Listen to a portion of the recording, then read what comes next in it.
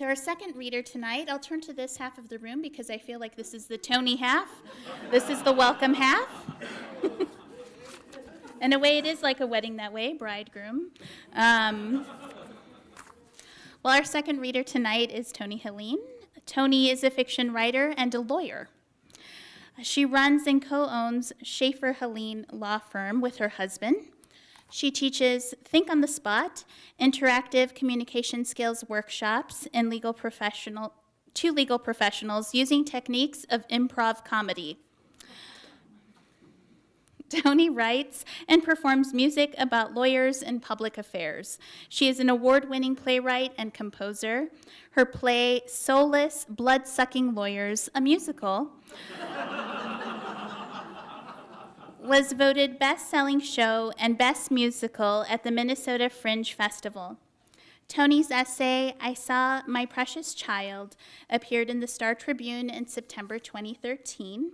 And last month, her short story, The Taste of Regular, was published in Structo magazine, a literary publication based in London. She's very cosmopolitan. Toni is currently working on a collection of short stories as well as a novel. So please welcome Toni. Thank you for that warm welcome. Thank you, Vanessa. Thank you to the Loft.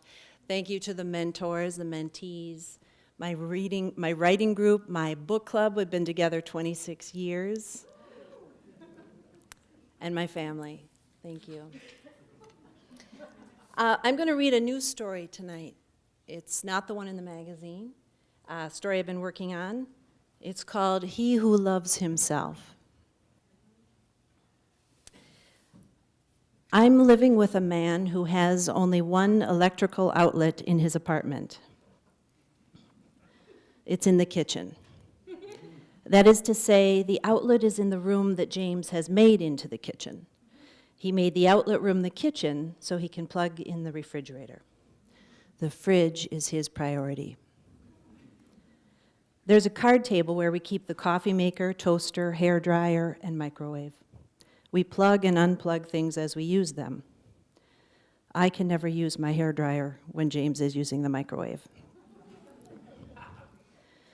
He says we can run smaller things like the coffee maker with the fridge, problem-free. Same with the toaster, but we never make toast, which is sad.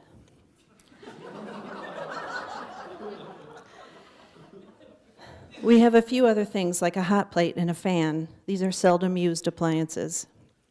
Funny, I gave James an iron for Christmas. Maybe that was too forward. When he opened it, he said, "A woman's touch?" But I honestly had noticed his shirts were wrinkled. Anyway, the iron is still in the box. It's amazing how you end up not needing things. James is 13 years older than me, and when he smiles, his eyes gleam and his mouth goes wide, and you can see his straight white teeth. I've been with men who had bad teeth before, and I don't want to do that again.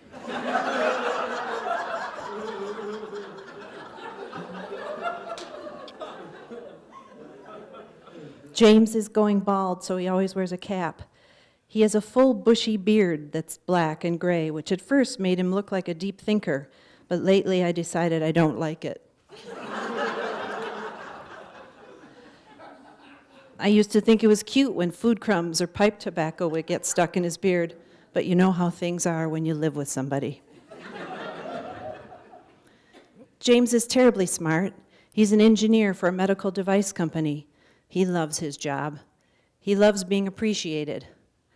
I like being appreciated too, but my current job at the YMCA has much less potential.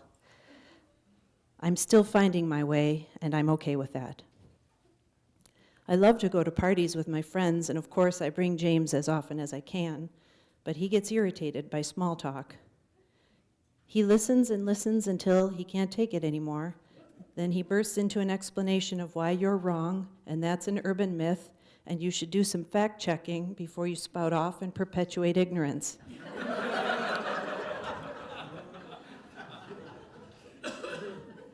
James prefers discussions about systems and functionality, and he doesn't come out with me very often.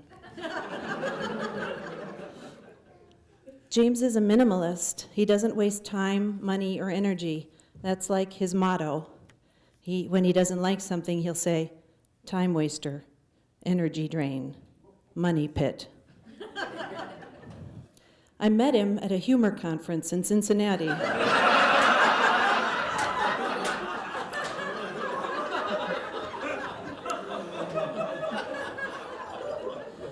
We were both waiting at the taxi stand at the airport, and I struck up a conversation with him. I said, "You were on the flight from Minneapolis, right?" "Yes," he said. "I recognized your beard." And then I was immediately embarrassed for mentioning a physical feature to a stranger. "Mm-hmm," he said, and looked down the street for a taxi. "I'm going to a humor convention. Can you believe that?" I said, because I had thought it was pretty unique. "Me too," he said. That really threw me for a loop. He didn't look like someone who was going to a humor convention. He was wearing one of those tweed wool caps they wore in the olden days. He looked like a solemn person, possibly a nerd. But oh well, it was what it was, and he seemed harmless, so we shared a cab to the hotel. We spent the whole weekend together, choosing the same breakout sessions and sitting with each other for meals. It was nice to have a companion at the conference. James had come to the convention in order to improve his communication skills. I had come to hear my favorite comedian, Bill Cosby, give the keynote address and possibly meet him after the speech. As it turned out, Bill Cosby canceled due to illness. James was skeptical and suspected legal or financial issues. I wasn't concerned about conspiracies. I had only wanted to see Bill Cosby in person. But James encouraged me to get over my hero worship and appreciate the wonder of ordinary people who were all around me. I was inspired by his insights and his intelligence. It didn't hurt he's a tall and striking man, and his voice is a deep baritone. I was attracted to his confidence. He was in charge, and it made me feel safe. That night, the night of the cancellation, when James and I were standing near the elevators, he kissed me. We had been the only ones around except for a few kitchen workers cleaning up the buffet. I could hear them clanging around behind us. "I just got out of a relationship," I said after the kiss. "I like you," he said, looking straight at me. He had his hands on both my shoulders. I could only think about his beard pressed against my face, both prickly and soft at the same time. "I like you too," I said. "Order from chaos," he said. As if everyone in the world would know what that meant. I understood it, though. He asked, "May I kiss you again?" Ooh, look at his eyes, I thought. So bright and blue, so nice. I pulled his beard to my face, and we kissed a lot of times. Eventually, I forgot about Bill Cosby.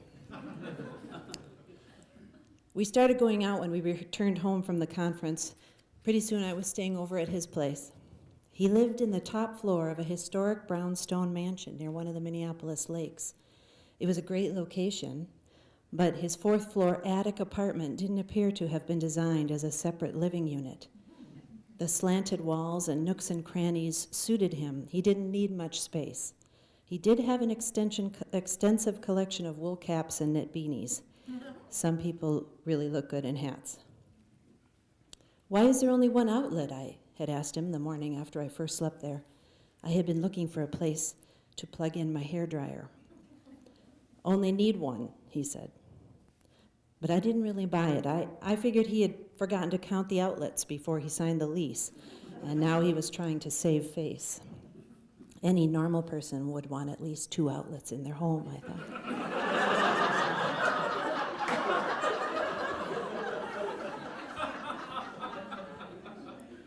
"Why don't you use an extension cord or a power strip?" I asked.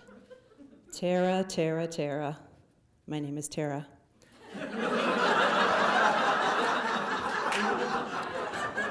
Where shall I begin? He rubbed his chin and smoothed his beard. He explained how electricity works, how extension cords don't add current, how amps are amps, and how doubling and tripling up on the outlet would eventually overwhelm it. "Have you ever blown a fuse, Tara?" he asked. "Good point," I said. But privately I believed he had probably started out with extension cords everywhere, and he just got tired of going down to the basement to flip the fuse in the electrical panel. "It's wholly functional," he declared. He showed me his system with a full demonstration. In the morning, he plugs in the Mr. Coffee to make his Italian dark roast, and he opens the fridge to get his ice-cold 2% to pour on a big bowl of frosted mini-wheats. He only uses his Philips Norelco electric razor once a month to shape and groom his beard. He charges his laptop during the day, and at night he either watches Netflix on his laptop or he plugs in the lamp to read.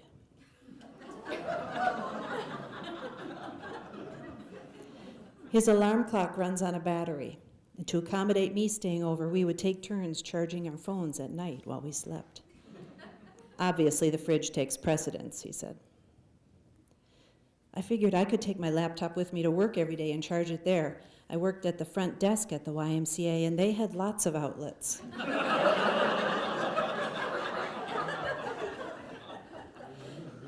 Weekend charging at the apartment would be more complicated, but I was confident we could take turns, so I moved in. At first, it was fun. We used flashlights and batteries like we were camping. But after a couple of weeks, it occurred to me there might be another outlet somewhere, and I decided to find out. In the middle of the night, I crept out of bed and crawled around the perimeter of the apartment.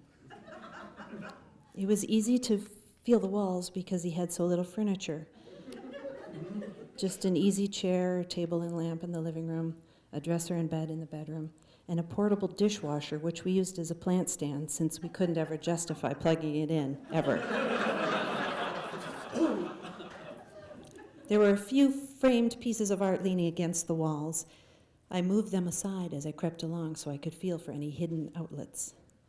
In the dark, I worried about shocking myself if my groping hands found a plug, but my curiosity was stronger than my fear. Once as a kid, I stuck my finger in a socket and shocked myself on purpose, but it didn't hurt as much as my parents made it sound like it would.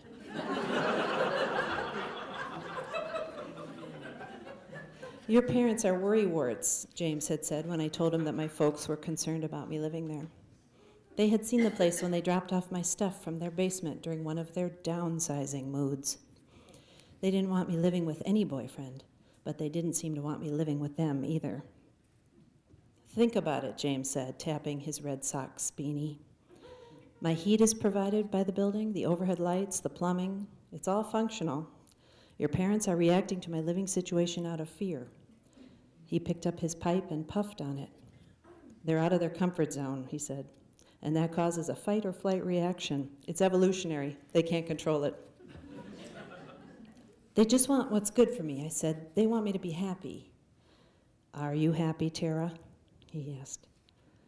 I said, "Yes, because it's a real commitment to say no to a question like that."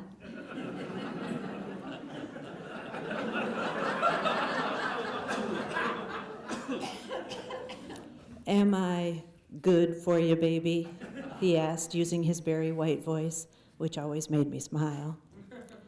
He put his arms around me, and his beard smelled like tobacco, and there was a comfort in that. I flicked some tiny breadcrumbs off his face, and he grinned. But still, I would creep around at night with a flashlight looking for outlets. After I checked the walls, I crept into the unusual places, the closets, the back stairwell, and even along the tiny hallway outside the front door. I tried to think of every angle. I bought a stud finder at the hardware store in hopes it would detect some outlets that might have been covered over in sheetrock. I bought a tool belt and carried my tools with me as I crept at night. I pulled back carpeting in the corners and along the edge of the wall to see if there were outlets in the floors. There weren't. One day, James asked me to cut down on my use of the hairdryer in the morning because his new favorite meal was a frozen quiche. He wanted to make it in the microwave for breakfast, and it cooked best on level 3 for 20 minutes. Why not use a higher setting for fewer minutes, I said. It comes out too soft, I already told you, babe, he said, unwrapping the quiche and popping it into the microwave. But then I could dry my hair while you're eating. He slammed the oven door and turned the dial. Once he found a meal he liked, he ate it every day for weeks until the new favorite came along. Babe, what'd I say about vanity?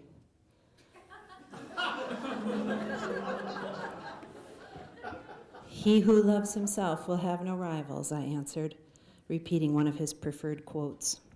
Correct, he said. Actually, Benjamin Franklin said it, I thought to myself, and I figured I would just wake up a half an hour earlier in the morning to dry my hair. That quiche was the beginning of the end for us.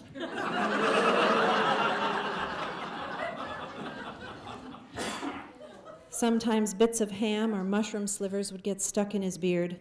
That was the type of thing that was making me not like it so much.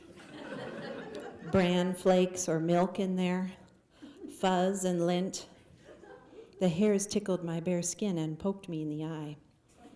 I fantasized about shaving it off. I knew he never would. James was a sound sleeper, though, and I decided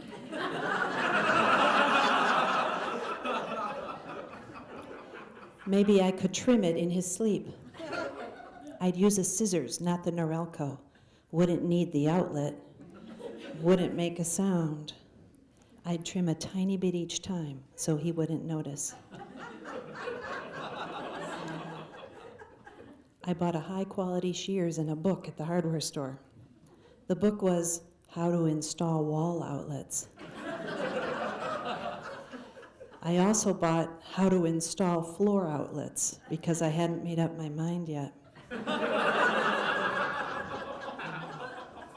And just to be cheeky, I bought an extension cord, which I hid in my toiletry bag. At night, I got up and read my how-to books with a flashlight. The books had illustrations, which helped a lot. On the nights when I was too tired to read, I began trimming small bits of his beard.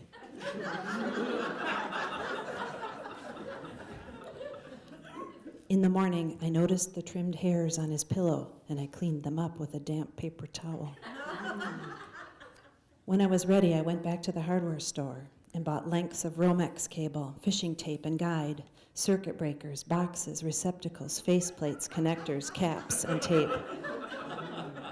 I already had a hand drill, hammer, and screwdriver. I used my hand drill to make a series of small holes in the wall in the shape of a rectangle where my new outlet would go. I drilled slowly and quietly so James wouldn't wake. After I had drilled enough holes, it was relatively easy to push the drywall out and open the hole. I had already fished the line from the crawl space I found through the access panel on the ceiling in the back stairwell. I had done it over the weekend that James went to Boston for his 25th high school reunion.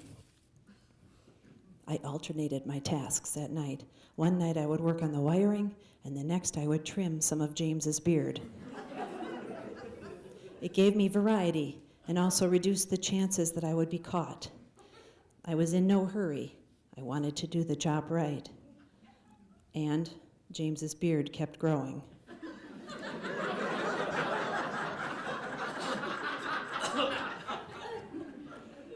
Night after night, I crept through the apartment, drilling holes, stripping wires, and installing boxes and receptacles. I installed 7 new outlets.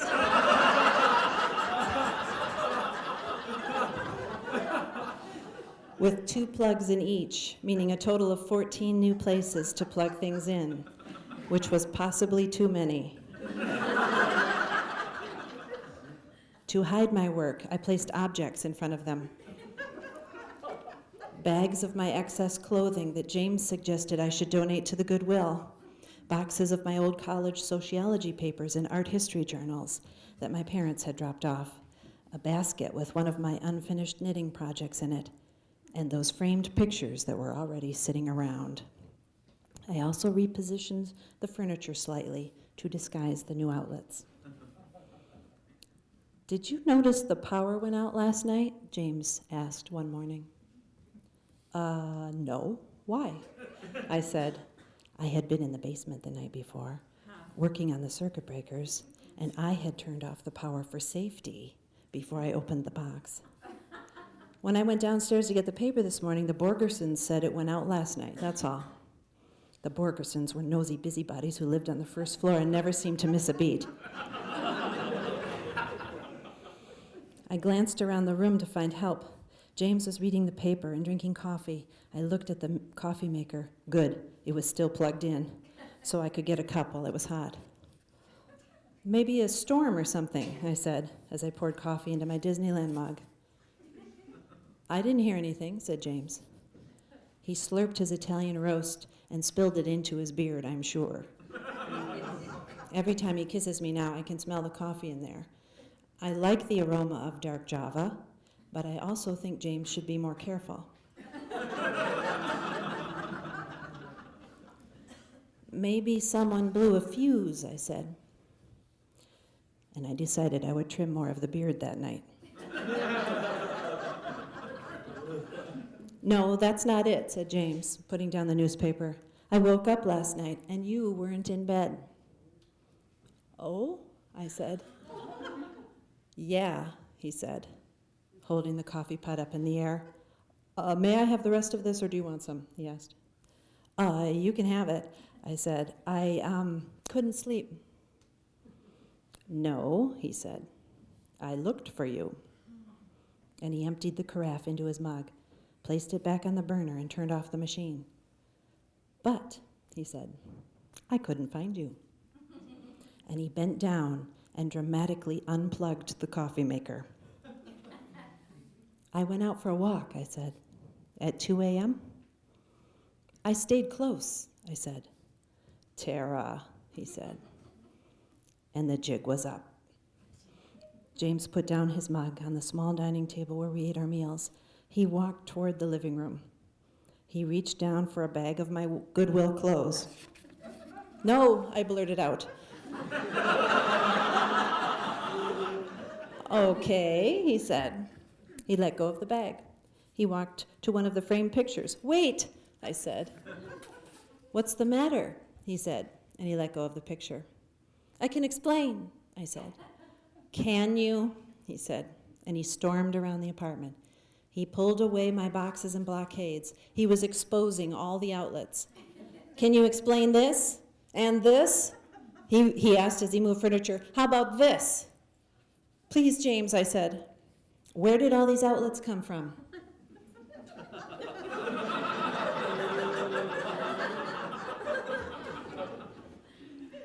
I put them there, I said, and it was a relief to tell the truth. You put them there? He asked. You? What are you, an electrician now? Yes, I said. I mean, I haven't taken my certification and I probably don't have enough credits yet, but... How on earth did you do that, Tara? And why? He asked, and he truly seemed mystified. Because I wanted more outlets, James, I said, and I was weepy. You know how I feel about this, babe. You didn't even ask me.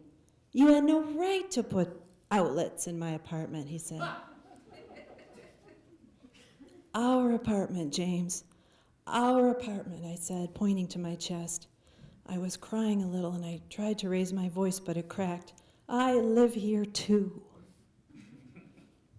It was quiet between us for a moment, and then he said, Why did you put in so many of them, Tara?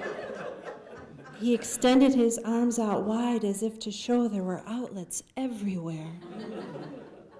I don't know, I said, and I shook my head, but when I opened my eyes and saw all the outlets he had uncovered, they seemed like just the right amount to me. I looked around the room again from outlet to outlet.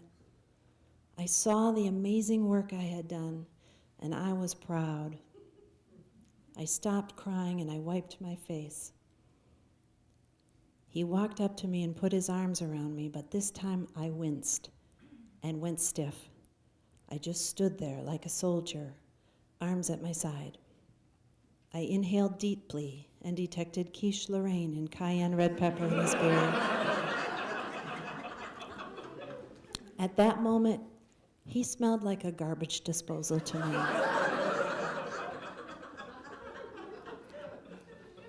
"You're going to have to cover up all those outlets, babe," he said, still holding me. I ducked down and stepped out of his arm lock and looked up at him. We were still for a moment. Then I folded my arms across my chest like my father used to do when he was gathering composure.